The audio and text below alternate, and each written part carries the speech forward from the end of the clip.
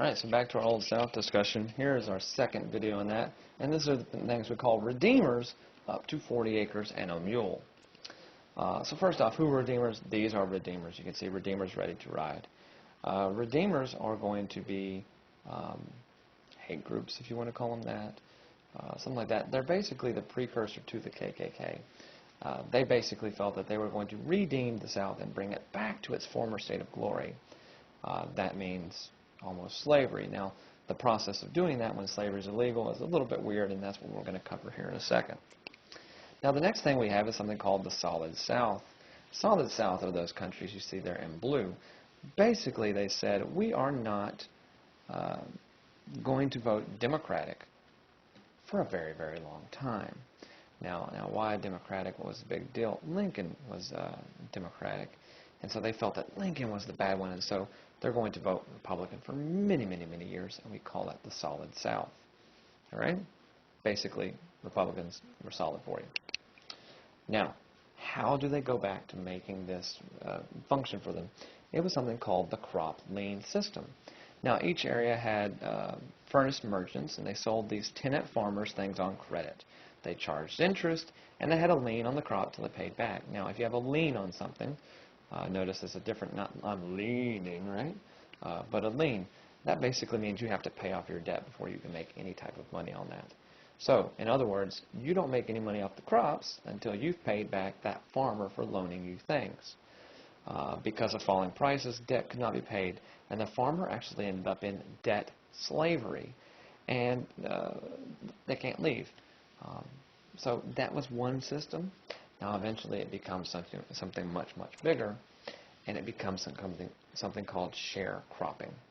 Now, sharecropping is like we talk crop lien system, but you see there's a little circle going on here, and that is the never-ending circle of poverty. So we have the farmer up there at the very top, and he's basically getting the land through 40 acres and a mule that we'll cover in a second, and he's allowed to farm it and things like that. He promises the landowner a percentage of his crop, let's say 50%, okay? He has nothing to farm the land with, so he goes to the store and he buys all these things on credit. Then he goes down, he works the field. That's the okay part, okay? When it comes time to sell these crops to market, most of these slaves could not read or write, much less sell something market. So they gave it to the landowner to go and sell. Now, he could have trumped up the charges, kept more for himself, lied, and probably all that was evident, okay? When they came back and they decided they were going to settle up the debts, naturally, you're in the hole 50% here, and you owe me more because you bought the stuff here, and you're not going to get much. They're not able to meet the cost. So to keep from going into debt slavery or something like that, they settle up again, and they say, okay, you can keep working, but instead of 50% this year, it's 60%. And so do you think they're able to get out of this? Absolutely not. That's why we call it the never-ending cycle of poverty. This is a song that never ends, that type of stuff, okay? Never going to end. Sorry for that.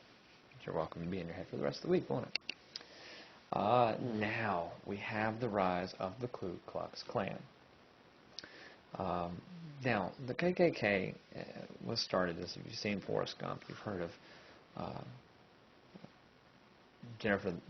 General Nathan Bedford Forrest. But what it actually started out was a gentleman's club, a place for guys to go and hang out. But then they used it in a much more insidious and sinister way, and that was to actually scare the freed slaves back into submission, back on the field, so that they never tried to break this cycle of poverty and sharecropping, which was technically illegal. But they didn't know their rights, and so there was no way to get around this, and they were terrified of these men on horses, wearing white, burning crosses, and so that was kind of a skeptical thing.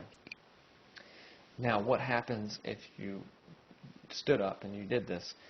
There exists something, or hopefully it doesn't exist anymore, I imagine it might, but there existed stuff called lynching. Now, lynching, most commonly we think of it as somebody hanging, but lynching can be intimidation and beatings, often leading to death, to force you to submit to somebody's will. Now, lynching, and this is really cool, just, all right, lynching actually happened in the American Revolution. There was a General Lynch for our U.S. Army and he went out and with these vigilante guys and decided to administer his own type of punishment, and they called that a lynch mob.